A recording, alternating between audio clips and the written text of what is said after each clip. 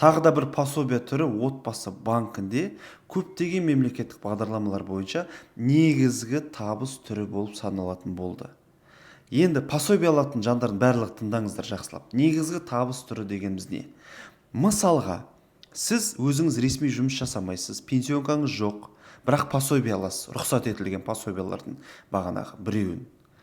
Отбасы банк арқылы қандай да бір мемлекеттік бағдарламадан өттіңіз, өзіңізде пенсионкаңыз жоқ.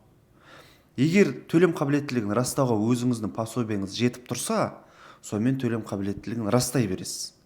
Жетпесе, бір немесе екі қосарлы заемшы, яғни сол заемщикті тартасыз да төлем қабілеттілігін растайсыз. Ешкім сізге келіп, сіздің пособияңыз ол қосымша табыс, негізгі табысқа жатпайды, сіз жұмыс жасауыңыз керек, пенсионкаңыз керек деп айтпайды. Жарайды ма?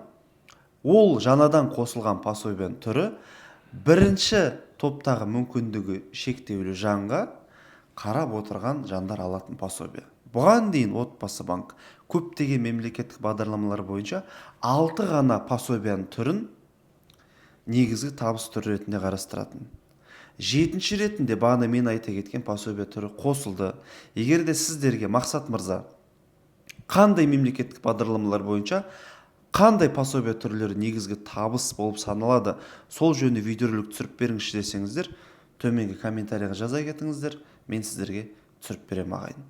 Ал жалпылама 7-ші ретінде қосылған бірінші топтағы мүмкіндік шектеулі жандарға қарап отырған адамдарға берілетін пособие түрі.